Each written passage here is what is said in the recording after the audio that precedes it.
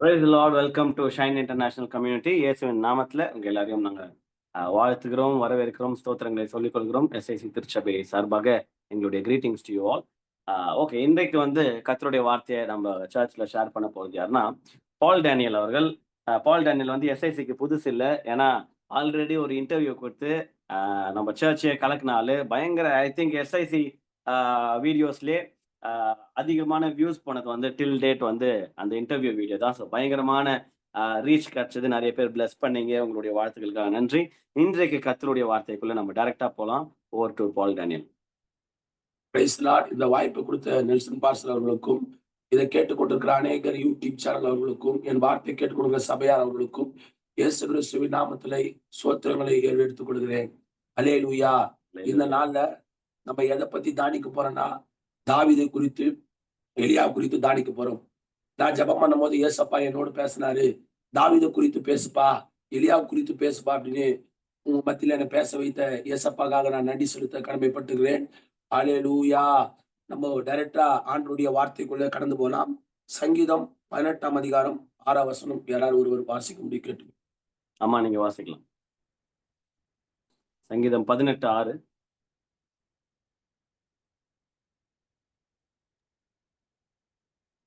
எனக்கு உண்டான நெருக்கத்திலே கர்த்தரை நோக்கி கூப்பிட்டு என் தேவனை நோக்கி அபயமிட்டேன். தமது ஆலயத்திலிருந்து என் சத்தத்தை கேட்டார். என் கூப்பிடுதல் அவர் சந்நிதியில் போய் அவர் செவிகளில் ஏறிற்று. அல்லேலூயா. இந்த வசனம் சொல்லுது, எனக்கு உண்டான நெருக்கத்திலே கர்த்தரை நோக்கி கூப்பிட்டேன். நம்ம நெருக்கத்திலே ஏசப்பாவை தேடணும் தான் பைபிள் சொல்லுது. நான் நிறைய முறத்துல சந்தோஷமா இருக்கும்போது அவரை தேடுவேன். எனக்கு எதனா ஒரு பொருள் கிடைச்சா அவரை தேடுவேன். ஒரு ஒரு ஒரு வீடு வேணும்னா ஏசப்பாவை நோக்கி கூப்பிடுவேன். ஒரு பணம் வேணும்னா ஏசப்பாவை நோக்கி கூப்பிடுவேன். ஆனா வசனம் சொல்லுது, நெருக்கத்துல என்னை நோக்கி கூப்பிடணும்னு வசனம் சொல்லுது. அப்ப நம்ம நெருக்கத்துல கூப்பிடும் போது அவர் அநேக காரியங்களுக்கு பதில் கொடுக்கிறவரா இருக்கிறார். நம்ம நெருக்கத்துல ஜெபம் பண்ணும் போது அவர் அநேக காரியங்களுக்கு விடுதலை கொடுக்கிறவரா இருக்கிறார். நிறைய நேரத்துல என் சோர்வுகள் மத்தியில ஒரு நாள் நான் என் ஜபாரிக்கு போகும்போது நான் ரொம்ப சோர்ந்து போய் உட்கார்ந்து கொண்டிருந்தேன். ஐயோ, நம்மளுடைய எதிர்காலம் என்ன நினைக்குமோ, நம்முடைய எதிர்காலம் எப்படி இருக்குமோ. அப்ப ஆண்டவர் எனக்கு சொன்ன வார்த்தை, நெருக்கத்திலே என்னை நோக்கி கூப்பிட்டேனா நான் உன்னை பெரிய ராஜாக்கள் மத்தியில நிக்க வைப்பேன்னு சொன்னாரு. அதுதான் உங்க மத்தியில என்னை நிக்க வச்ச தேவனுக்காக நான் நன்றி சொல்லுகிறேன். இது பேசுறது என்ன ஒரு ராஜாக்கள் மத்தியில நிக்க வச்சிருக்கிறாரு. என்ன பலவான்களை மத்தியில நிக்க வச்சிருக்கிறாரு. என்ன பிரபுக்கள் மத்தியில நிக்க வச்சிருக்கிறாரு. அப்ப நான் நெருக்கத்துல அவரை தேடும் போது அவர் எனக்காக எல்லாவற்றையும் கர்த்தர் செய்கிறவர். சந்தோஷமா இருக்கும் போது தேடுறதை விட நான் நெருக்கத்திலிருந்து அவரை தேடுறதுனால இன்னைக்கு அநேக ஆசீர்வாதங்களை நான் பெற்றுக்கொண்டேன். அநேக இரக்கங்களை நான் பெற்றுக்கொண்டேன். அநேக கிருபைகளை நான் பெற்றுக்கொண்டேன். என் வாழ்க்கையில் அவர் அநேக காரியங்களை எனக்கு செய்திருக்கிறார். அடுத்ததாக ஒரு வசனத்தை வாசிக்கலாம். சங்கீதம் 3ஆம் அதிகாரம் 4ஆம் வசனம். சங்கீதம் 3:4 படிக்குமாறு கேட்டுக்கொள்கிறோம்.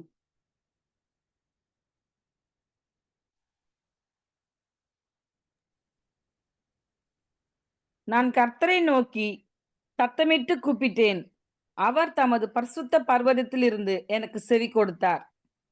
சங்கீதம் 3ஆம் அதிகாரம் 4ஆம் வசனம் சொல்லுது, நான் கர்த்தரை நோக்கி சத்தமிட்டு கூப்பிட்டேன். அப்ப நம்ம ஏசப்பாவை ஜெபம் பண்ணும் போது அவர் சத்தமிட்டு கூப்பிட்டா அவர் பரலோகத்திலிருந்து நம்மளுக்கு பதில் கொடுக்கிறவராக இருக்கிறார். நான் அநேக முறை என் ஜபாரியில போகும்போது அழுது கொண்டு ஜெபிப்பேன். ஐயோ, சோர்வுல ஜெபிப்பேன். ஆண்டவர் சொல்லுவார், நீ சத்தமிட்டு என்ன கூப்பிடும் போது உனக்காக வசனம் சொல்லுது, ஒத்தாசை வரும் பருவத்துக்கு நேரா உன் கண்களை ஏறெடுக்கும் போது வானத்தையும் பூமியை உண்டாக்கின கர்த்தரிடத்திலிருந்து நமக்கு ஒத்தாசை வரும் என்பதை கற்றுக்கொண்டேன். நம்ம சத்தமிட்டு கூப்பிடும் போது அவர் எனக்காக பெரிய காரியங்களை கர்த்தர் செய்து கொண்டிருக்கிறார். இதுவரையும் செய்தார், இன்னமும் பயங்கரமான காரியங்களை செய்யப்படுறார். ஏன்னா அவரை துதிக்கிறது அவ்வளவு ஆர்வமா அவரை சத்தமிட்டு கூடும்போது நம்மளுக்கு அநேக காரியங்களை கர்த்தர் செய்வார். யாக்கோபு போராடி ஜெபிச்சாரு, எலியா கருத்தாய் ஜெபம் பண்ணினார். ஆனா தாவீது சத்தமிட்டு கூப்பிடும் போது அவர் உடனே தம் பரலோகத்திலிருந்து அவர் நம்மளுக்கு பதில் கொடுக்கிறவராக இருக்கிறார். அடுத்த வசனத்தை வாசிப்போம். 1 தீமோத்தேயு 6ஆம் அதிகாரம் 17ஆம் வசனம். 1 தீமோத்தேயு 6:17.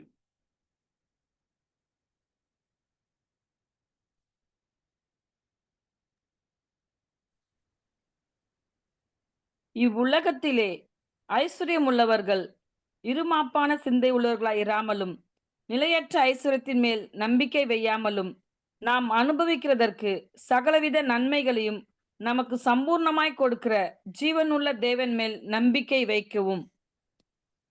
இது வசனம் சொல்லுது, நம்ம தேவன் கிட்ட கேட்டா அவர் சம்பூர்ணமாய் கொடுக்கிறவரா இருக்கிறார். நம்ம சில நேரத்துல மனுஷன் உதவியை நம்பி சோர்ந்து போய் நிற்போம். மனுஷன் செஞ்சானா நம்மளுக்கு அது இன்றைக்கான நாள் மட்டும் தான் இருக்கும். ஆனா ஏசப்பா நம்மளுக்கு செஞ்சாருன்னா அவர் சம்பூர்ணமாய் கொடுக்கிறவர். நம்ம கடன் பிரச்சனை அவர் சம்பூர்ணமா அடிப்பாரு. எப்படி 5 அப்போ 2 மீன் 5000 பேருக்கு சம்பூர்ணமாய் கொடுத்தாரோ, இந்த வார்த்தை கேட்டுக்கொண்டிருக்கிற உங்களுக்கு ஆண்டவர் சம்பூர்ணமா இன்னைக்கு கொடுக்க போறார். எதெல்லாம் இழந்தீங்களோ அதெல்லாம் இன்னைக்கு சம்பூர்ணமாய் பெற்றுக் கொள்வீங்க. கடன் பிரச்சனை இழந்து போய் கிடக்கலாம், சோர்வுல இருக்கலாம், ஐயோ என் வாழ்க்கை தப்பி பிழைப்போ என்ற நம்பிக்கை அற்று போய் கொண்டிருக்கலாம். ஆனா வார்த்தை உங்களை தேடி வந்து கொண்டு இருக்கிறது. நீங்கள் இழந்ததை விட இன்னைக்கு ரெட்டிப்பாக நிச்சயமாய் பெற்றுக்கொள்ள போறீங்க, சம்பூர்ணமாய் பெற்றுக்கொள்ள போறீங்க. ஏன்னா நம்ம ராஜாவை கூப்பிடும் போது அவர் சம்பூர்ணமாய் நம்மளுக்கு கொடுக்கிறவர், சர்வ வல்லவரை கூப்பிடுறதா நம்மளுக்கு சம்பூர்ணமாய் கொடுக்கிறவர். நான் ஒரு சாட்சியாக சொல்ல விரும்புறேன். ஒரு நாளைக்கு ஒரு மனுஷன் கிட்ட போய் நான் கேட்கும் போது, மனுஷன் சொன்னா, எனக்கு என் ஃப்ரெண்டு தான் அவன், அவன்கிட்ட போது நான் ஒரு பொருள் கேட்கும் போது அவன் சொன்னா, என்கிட்ட காசு இல்லப்பா, நான் உனக்கு நாளைக்கு தரேன் அப்படின்னு சொல்லிட்டா. எனக்கு ஒரே மனசு கஷ்டத்துல போய் ஆண்டவர் சமூகத்துல கேட்டேன். ஆண்டவர் சொன்ன பதில், மனுஷங்கிட்ட ஏன்ப்பா கேக்குற, நான் உனக்கு சம்பூர்ணமா கொடுக்கிறவரா இருக்கிறேன் அப்படின்னு சொல்லும் போது, அவன்கிட்ட என் மனுஷங்கிட்ட ஒரு 200 ரூபாய் தான் கேட்டேன். அவனால தர முடியாத ஒரு சூழ்நிலை. ஆனா என் ஆண்டவர்கிட்ட போய் கூப்பிடும் போது அழுது, ஆண்டவரே எனக்கு சம்பூர்ணமாய் கொடுக்கிறவன்னு சொன்ன ஆண்டவர் எனக்கு 200 ரூபாவா போய் அவர் 500 ரூபாவா எனக்கு காணிக்க கொடுத்து அனுப்பிச்சாரு. அப்பதான் நான் கட்சியில் அவருடைய அன்பு அப்படிப்பட்டது இந்த உலகத்துல.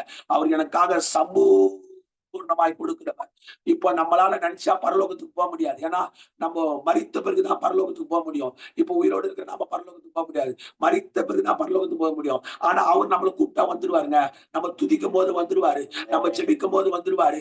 எங்க 2 3 பேர் யாரு நாமத்தை கொடுக்குறோமோ அங்க அவர் நடுவில் வந்து வாசம் செய்வாரு. வார்த்தை கேட்கும் போது வந்துருவாரு. இப்ப நம்ம மத்தியில உலாவறார். அப்படிப்பட்ட ஒரு சர்வ வல்லமை உள்ள தகப்பன். அடுத்த வசனத்தை வாசிக்கலாம். சங்கீதம் 34:4. Psalms 33:4.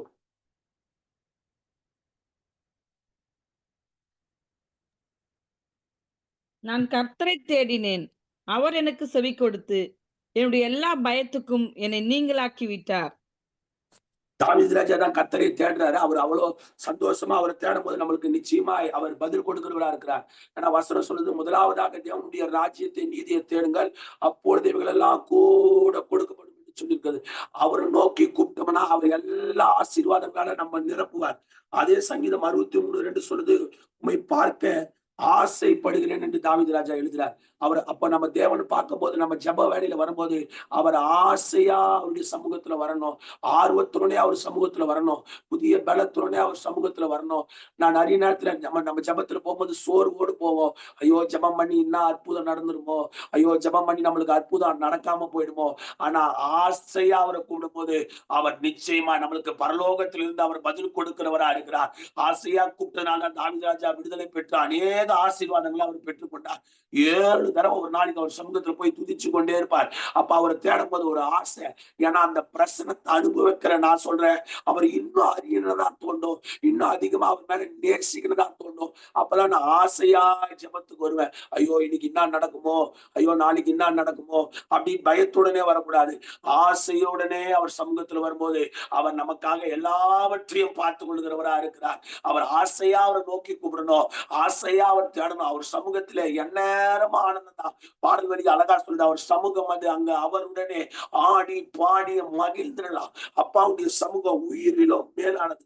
சங்கீதம் 77:1 சொல்லுது, என் சத்தத்தை உயர்த்தி கெஞ்சினார் தாவீது ராஜா. அப்போ நான் சில காரியங்களை அவர் ஆசைப்படும் போது கொடுத்துருவாரு, சில காரியங்களை நம்ம கெஞ்சினாலும் அவர் பதில் கொடுக்கிறவரா இருக்கிறார். அப்ப அழும்போது அவர் நம்ம தேவைகளை சந்திக்கிறவரா இருக்கிறார். நம்ம கண்ணீர் எழும்போது அவர் நம்ம தேவைகளை சந்திக்கிறவரா இருக்கிறார். நம்மளுக்கு பலவீனங்களில் அவர் உதவி செய்வரா இருக்கிறார். நம்மளுக்கு அவர் தேட்டலவாளனா இருக்கிறார். நம்ம அவருக்கு மனவாளனா இருக்கிறார் ஆண்டவர். அப்படிப்பட்ட ஒரு சர்வ வல்லமை உள்ள தகப்பன் அவர். அவர்கிட்ட நம்ம நோக்கி அவரை கெஞ்சும் போது அவர் நமக்காக எல்லாவற்றையும் அவர் செய்வார் என்பதை நான் கற்றுக்கொண்டேன். ஒரு சாட்சியை பார்க்கலாம். ஒரு அம்மா பேர் பெனி. அந்த அம்மா பேர் பெனி. அந்த தாய்க்கு 92 வயசு. 16 வயசுல 2 கண்கள் இல்லை. 92 வயசு அந்த அம்மாக்கு. 16 வயசுல கண் பார்வையே இழந்துட்டாங்க. அவர் புருஷன் அவருக்கு இல்ல. 8 வயசுல மகன் மரித்து விட்டார். அந்த அம்மாக்கு இப்படிப்பட்ட ஒரு சூழ்நிலை. அவர் கணவருக்கு அவர் இல்ல. அந்த அம்மா 92 வயசு ஆகுது. 8 வயசுல பிள்ளை மரிச்சிட்டா. ஆனா அந்த அம்மாக்கு 16 வயசுல கண் பார்வை இல்லாமயே பைபிள தடவி தடவி தடவி தடவி தடவி தடவி ஃபுல்லா படிச்சு முடிச்சுட்டாங்களாம். கிட்டத்தட்ட அந்த அம்மா 700 பாடலை எழுதுறாங்க. அப்ப தாவீது மாதிரி அந்த அம்மாவும் ஏசப்பாவும் ருசி பார்த்திருக்கிறாங்க. அந்த நேரத்துல ஒரு வாலிபர் வந்து சொன்னானா, அம்மா நான் உங்களை ஒரு இன்டர்வியூ எடுக்கட்டாமான்னு கேட்டாங்களா அந்த அம்மா கிட்ட. அந்த அம்மா சொன்னாங்களா, எடுப்பா அப்படின்னு சொன்னாங்களா. அந்த வாலிபன் வந்து அந்த அம்மா கிட்ட இன்டர்வியூ எடுத்தானா, அம்மா இப்போ கடவுள் உங்ககிட்ட வந்து கேட்டா நீங்க என்ன கேட்பீங்க?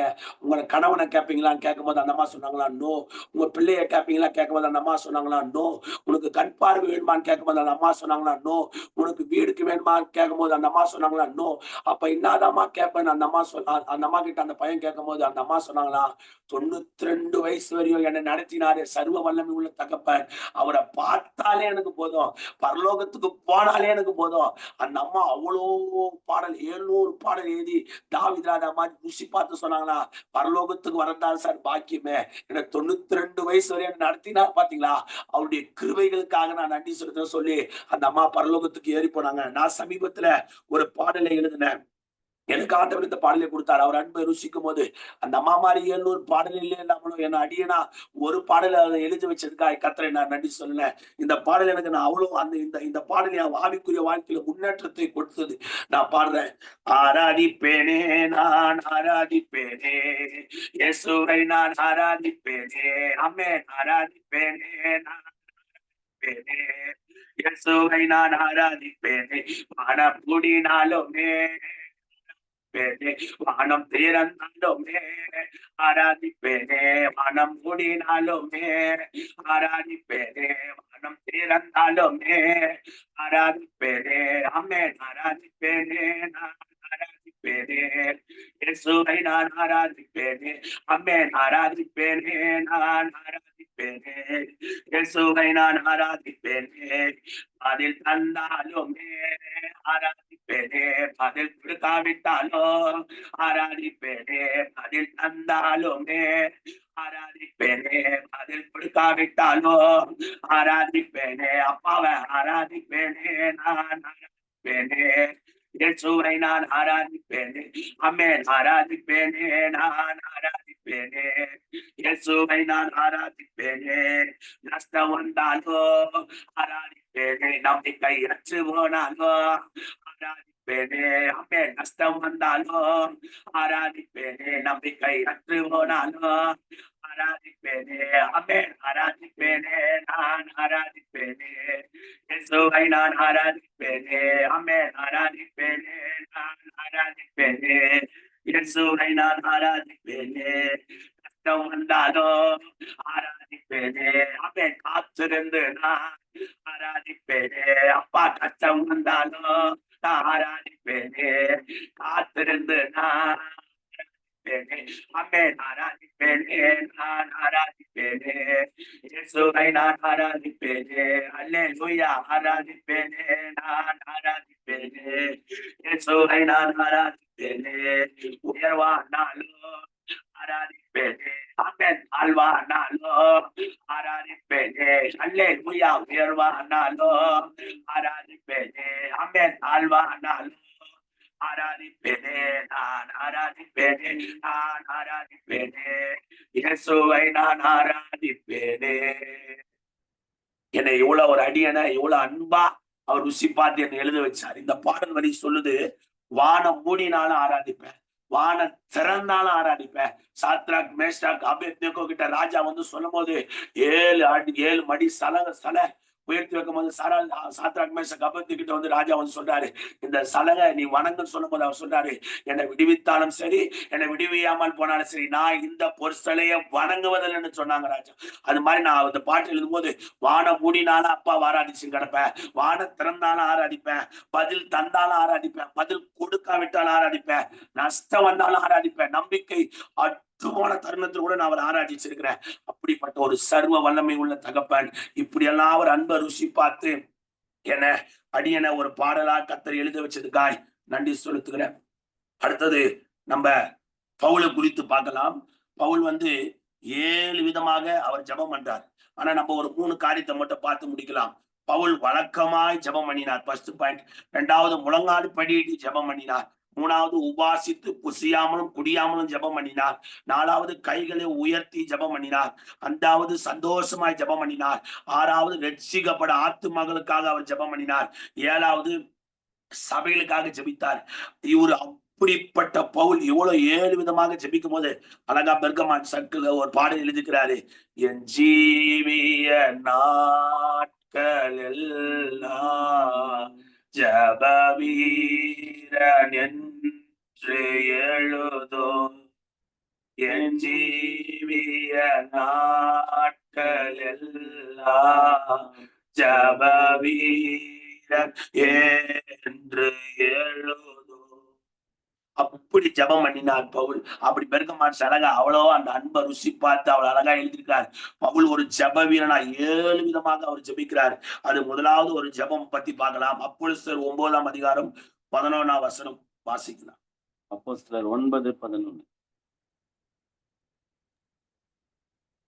அப்போது கர்த்தர், நீ எழுந்து நேர்த்தெருவு எனப்பட்ட தெருவுக்கு போய் யூதாவின் வீட்டிலே தர்சு பட்டணத்தானாகிய சவுல் என்னும் பேருள்ள ஒருவனை தேடு, அவன் இப்போது ஜெபம் பண்ணுகிறான். அந்த வசனம் சொல்லுது. அப்போஸ்தலர் 9:11. கர்த்தர் பவுலை குறித்து அனனியாவிடம் பேசுறார். அனனியா கிட்ட பவுல் சொல்றாரு, பவுல் ஒரு ஜெபிக்கிறவன்பா அப்படின்னு கர்த்தர் அனனியா கிட்ட சொல்லி பவுலை பார்த்து சொல்றாரு. பவுலுக்கு ஆண்டவரை சாட்சி கொடுக்குறாரு. பாருங்களேன், பவுல் ஒரு ஜெபிக்கிறவன். இன்னைக்கு என்னை பார்த்து நிறைய பேர் சொல்லுவாங்க, அப்பா இவர் ஜெபிக்கிறவரு, இவர் ஆராதிக்கிறவரு அப்படின்னு நம்மளை பத்தி கர்த்தரே நம்மளுக்கு சாட்சி கொடுக்கிறவரா இருக்கிறார். அவர் ஒருவர் தான் பரம தகப்பன். அவர் நம்மளுக்கு சாட்சி கொடுக்கிறார். அடுத்த வசனம் வாசிக்கலாம். அப்போஸ்தலர் 16:13 வசனம். அப்போஸ்தலர் 16:13. ஓய்வு நாளிலே நாங்கள் பட்டணத்துக்கு வெளியே போய் ஆற்றின் அருகே வழக்கமாய் ஜெபம் பண்ணுகிற இடத்தில் உட்கார்ந்து அங்கே கூடி வந்த ஸ்திரீகளுக்கு உபதேசித்தோம். இந்த வசனம் சொல்லுது, வழக்கமாய் ஜெபம் பண்ண. எப்பவுமே ஒரு பவுல் ஒரு ஆற்றின் அருகே உட்கார்ந்தார். அப்ப நம்மளுக்கு வழக்கமா ஜெபம் பண்ண ஒரு ஜெபம் அறை வேணும். நம்மளுக்கு வழக்கமா ஜெபம் பண்ண ஒரு ஜெப ரூம் வேணும். நம்மளுக்கு வழக்கமா ஜெபம் பண்ண ஒரு தனி அறை இதுல வேணும் என்பதை வசனம் சொல்லுது. 2 கொரிந்தியர் 11ஆம் அதிகாரம் 23-24 வசனம் வாசி.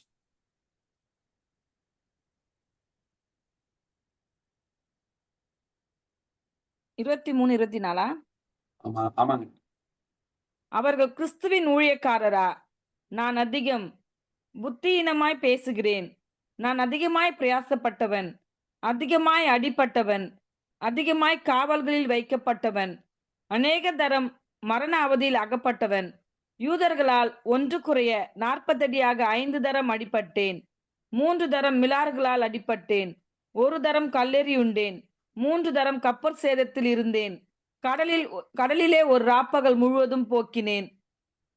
தொடர்ந்து படிக்கிட்டா போதுங்க. இந்த வசனம் சொல்லுது, அவர் கிட்டத்தட்ட அந்த காலத்துல சட்டத்துல 40 அடி அடிப்பாங்க ரோமர்கள். 40 அடி அடிச்சா அதோட அந்த அடி முடிஞ்சிச்சுன்னு அர்த்தம். 40 அடி அடிச்சா. ஆனா அவரை 40 அடி அடிக்கல, 39 அடி, கிட்டத்தட்ட 5 முறை அவரை அடிச்சாங்க. ஏன்னா 40 அடி அடிச்சா முடிஞ்சிடும் அந்த கால சட்ட பிரகாரம். ஏன்னா அவர் 39 அடி கிட்டத்தட்ட அவரை 5 தடவை அடிக்கிறாங்க. அப்படின்னா அவர் எவ்வளவு பாடுகள் மத்தியில ஆண்டவரை நோக்கி கூப்பிடுறார். ஒரு இடத்துல சொன்னார் அழகா, அவருக்காக பசியா இருந்தேன், பட்டினியா இருந்தேன், நிர்வாணமா இருந்தேன், நாசமோசமா இருந்தேன், என் அப்பா அன்பை விட்டு என்னை பிரிப்பவன் யாருன்னு அவர் எழுதினார். அதே பவுல் தான் சொன்னாரு, நான் அல்ல கிறிஸ்துவே என்னில் பிழைத்திருக்கிறார் அழகா சொன்னார். அப்ப பாருங்க, அவர் சிறைச்சாலையில் இருக்கும்போது குதிச்சார். எங்கெங்கெல்லாம் அவருக்கு பாடு உபத்திரம், எவ்வளோ பலவீனங்கள் மத்தியில அவர் ஆண்டவரை தேடுகிறவரா இருந்தார். கிட்டத்தட்ட அவர் ஃபுல்லா அவர் எழுதின நிருபமே ஃபுல்லா பாடுகள். ஒரு இடத்துல கப்பல் சிறையில் அழகா சொல்லுவாரு, தப்பி பிழைப்போ என்ன நம்பிக்கை எனக்கு அற்று போச்சுப்பா அப்படின்னு சொல்லும்போது ஆண்டவர் சொல்றார், பவுலே பயப்படாத, உன் மூலமா இந்த கப்பல் இருக்கிற எல்லா ஜனங்களும் காப்பாற்றப்படுவாங்க. அப்ப நம்ம தப்பி பிழைப்போ என்ன நம்பிக்கை. அப்படிப்பட்ட அப்போஸ்தலனாகிய பவுல் அவர் வைராக்கியம் கொண்டவர், அவர் வாஞ்சை கொண்டவர். நான் அல்ல கிறிஸ்துவே என்னில் பிழைத்திருக்கிறேன் எழுதின பவுல் தான் எழுதினாரு, ஆண்டவரே என்னால ஒரு இடத்துல தப்பி பிழைப்போன்னு நம்பிக்கை அற்று போச்சுப்பா. அவ்வளவு பெரிய பவுலா இருக்கலாம். ஆனா அந்த வார்த்தையை சொன்னவனே தேவன் பொறுமையாகவே இருந்தாரு. உன்னால ஒண்ணுமே இல்லப்பா, என்னாலதான் எல்லாமே முடியும், உன் சுயத்தினால முடியாது, என்னுடைய பலத்தினாலதான் முடியும் அந்த வசனம் குறிக்குது. எல்லாம் தப்பி பிழைப்போன்னு நம்பிக்கை அற்று போனாலும் உங்களுக்கு எனக்கு ஆண்டவர் உதவி செய்கிறவாகவே இருக்கிறார். ஏன்னா அவர் பரம தகப்பன். இன்னைக்கு நான் பவுல மாதிரி தேடுறேன்னா, இன்னைக்கு நான் அவ்வளவு பலவீனங்கள் மத்தியில, அவ்வளவு சோர்வுகள் மத்தியில அவர் தேடினார். எபேசியர் 3:15 சொல்லுது, முழங்கால் படிட்டு ஜெபித்தாராம். பவுல் இயேசு கிறிஸ்துவை பிதாவை நோக்கி முழங்கால் படிட்டு ஜெபித்தார். லூக்கா 22:41 சொல்லுது, இயேசு முழங்கால் படிட்டு ஜெபம் பண்ணினார். அப்போஸ்தலர் 7ஆம் அதிகாரம் 60ஆம் வசனம் சொல்லுது, யோவான் முழங்கால் படிட்டு ஜெபம் பண்ணினார். அப்போஸ்தலர் 9ஆம் அதிகாரம் 4ஆம் வசனம் சொல்லுது, பேதுரு முழங்கால் படிட்டு ஜெபம் பண்ணினார். இவ்வளவு பிரச்சனைகள் மத்தியில அவர் முழங்கால் படிட்டு ஜெபிக்கிறாங்க. இந்த ஜெபத்தை குறித்து நம்ம ஒரு சாட்சியை பார்க்கலாம். ஒரு சாட்சி, ஒரு ஊழியர் சொன்னாரா, எழுப்புதல் வர சவுத் ஆப்பிரிக்காவில நடந்த ஒரு தகப்பனார், அவர் மகனுக்கு 28 விசுவாசிகள். எழுப்புதல் வர சவுத் ஆப்பிரிக்கால நடந்த காரியம் இது. ஒரு தகப்பனார் அவர் மகனுக்கு 28 விசுவாசிகள் இருந்தாங்களாம். ஒரு சபையை கத்தர் கொடுத்தார். அவருக்கு 28 விசுவாசிகள் இருந்தாங்க. அவருக்கு கத்தர் ஒரு சபையை கொடுத்தார். ஆனா அவருக்கு ஊழியர் செய்ய விருப்பம் இல்ல. ஆனா அவருக்கு ஜெபம் பண்ண விருப்பம் அல்ல. அப்படிப்பட்ட ஒரு சூழ்நிலை திடீர்னு அவருக்கு ஒரு திருமணம் நடக்குது. கத்தர் திருமணத்தை பண்ணி வைக்கிறார். திருமணம் பண்ணினோடனே அந்த மனைவி வந்த உடனே சேர்த்து ஜெபிக்க ஆரம்பிச்சாங்க. அப்ப சில நேரத்துல அவருக்கு ஜெபம் பண்ண விருப்பம் இல்லதான், ஊழியர் செய்ய விருப்பம் இல்லதான். ஆனா ஆண்டவர் மனைவியை கொண்டு இணைக்கிற சர்வ வல்லமை உள்ளவரா இருக்கிறார். அவங்களுக்குள்ள இருக்கிற ஜெப ஆவி அவர் மேல பற்றி எரிந்தது. அவங்களுக்குள்ள இருக்கிற ஜெப ஆவி, அவங்களுக்குள்ள இருக்கிற ஆவி அவங்களோட கூட ஒத்து போவ அவங்களும் சேர்ந்து ஜெபம் பண்ணி இன்னைக்கு உலக லெவல்ல 1200 திருச்சபைகளை அவர் உருவாக்கி வச்சிருக்கிறார். பாருங்க, சாதாரண ஒரு ஜெபம் தான். ஆனா 1200 திருச்சபைகள் அவரால் உடுக்க முடியுதா? இந்த SICல இருக்கிற உங்களுக்கு கர்த்தர் சொல்லுகிறார், உங்களால 1400 கூட உடுக்க முடியும். ஏன்னா அது முந்தி நாளத்தின் மகிமையை பார்க்கிறோம். பிந்தி நாளத்தின் மகிமை 1000 மடங்கு பெருசாக பைபிள் சொல்லுது. நம்முடைய ஜெபம் பட்டணங்களை ரட்சிக்கும். நம்முடைய ஜெபம் கிராமங்களை ரட்சிக்கும். நம்முடைய ஜெபம் தேசத்தை ரட்சிக்கும். நம்முடைய ஜெபம் இந்தியாவை ரட்சிக்கும். நம்முடைய ஜெபம் தாண்டி புண்ணில ரட்சிக்கும். பைபிள் சொல்லுது, எல்லா நாவுகளும் இயேசுவை அறிக்கையிடுமா, எல்லா முழங்காலும் அவருக்கு முன்னாடி முடங்கும் என்று கர்த்தர் சொல்லுகிறார். நிச்சயமா அவர் சாதித்தது போல நம்மளும் சாதிப்போம் என்பதை நான் விசுவாசிக்கிறேன். நீங்கள் விசுவாசித்தவர் ஆமென் சொல்லுங்களேன். அப்போஸ்தலர் 9ஆம் அதிகாரம் 9ஆம் வசனம் சொல்லுது, 3 நாள் தனித்திருந்து குடியாமலும் புசியாமலும் ஜெபம் பண்ணினார் அவர் பவுல். அழகா எழுதுறார் பாருங்க. அப்போஸ்தலர் 9:9 3 நாள் தனித்து குடியாமலும் புசியாமலும் அவர் ஜெபம் பண்ணினார். பைபிள் சொல்லுது, ஒரு ஊழியக்கார் சொன்னாரு, நெடுநாள் பிரச்சனைக்கு சரியான தீர்வு உபாசம் தான். ஏன்னா பைபிள் சொல்லுது, ஜெபத்தினாலும் உபாசத்தினாலும் இந்த ஜாதி பிசாசு உடையாது. அப்ப நெடுநாள் பிரச்சனைக்கு உபாசம் ஒரு நம்மளுக்கு ஒரு இது. அந்த உபாசம் பண்ணும்போது அவர் பதில் கொடுக்கிறார். ஒரு தேவ மனிதர் சொன்ன விலைக்கு 7 நாள் உனக்கு தேவையான போது உணவு எடுத்துக்கொண்டு தனியாக போய் ஜெபிக்கணுமா. சில காரியங்களும் கண்களை விளக்கணும். பாவத்துக்கு நம்ம கண்களை விலக்கி, உலகத்துக்கு நம்ம கண்களை விலக்கி, இச்சைகளுக்கு நம்ம கண்களை விலக்கி, நாச மோசங்களுக்கு நம்ம கண்களை விலக்கி, செல்போன்களுக்கு நம்ம கண்களை விலக்கி, டிவில உதவாத காரியங்களுக்கு கண்களை விலக்கி, சில சிநேகிதரோடு கூட கண்களை நம்ம விளக்கும் போது நம்ம ஜெப அறையில போய் 7 நாள் உபாசித்து ஜெபித்தா அவன் வெளியில வரும்போது ஒண்ணு உடைக்கப்பட்டு வருவான். அவன் வெளியில வரும்போது உடைத்து எரிந்து வருவான். ஒண்ணு உருவாக்கப்பட்டு வருவான், இல்ல வெளியில வரும்போது அவர் உடைத்து எரிவனவாய் அவன் வருவான். இந்த சில காரியம் பைபிள் தான் நம்மளுக்கு சொல்லுது. சில காரியம் ஏறெடுத்து பார்த்தாலே நடக்கும். சில காரியம் நம்ம நினைத்தாலே நடக்கும். சில காரியம் அழுதாதான் நடக்கும். சில காரியம் அவர் நாமத்தை சொல்லும் போதே நடக்கும். சில காரியம் ஸ்தோத்திர பலி சொல்லி ஜெபிக்கும் போதே நடக்கும். சில காரியம் உபாசித்தா மட்டும்தான் நடக்கும். இப்படின்னு எந்த பைபிள், நம்ம பைபிளே எழுதி வச்சுக்கிறாங்க. ஆனா நம்ம நினைக்கும் போது அவர் அற்புதத்தை செய்கிறவர். சில காரியம், ஐயோ ஆண்டவரே எனக்கு நடக்கலையே, ஆண்டவரே எனக்கு தாமதமே, ஆண்டவரே ஆண்டவரே எனக்கு மட்டும் நடக்க மாட்டேங்குது, ஆண்டவரே எனக்கு மட்டும் ஏன் ஆண்டவரே. நான் அழுது பார்த்தேன், நான் உபாசித்தேன், நான் ஜெபம் பண்ணேன். ஆனா பைபிள் சொல்றது, ஏற்ற நேரம் வரும், அது வரை என் பலத்த கரத்துல அடங்கி இரு, நான் உங்களுக்கு சொன்னதை செய்யும் அளவு உன்னை கைவிடுவதே இல்லைன்னு ஆண்டவர் சொன்னார். இந்த செய்தியை கேட்ட அனைவர்களுக்கும் என் இயேசு கிறிஸ்துவின் நாமத்திலே வாழ்த்துதலை தெரிவித்துக் கொண்டு மனதார என் செய்தியை முடித்துக் கொள்கிறேன். Thank you so much.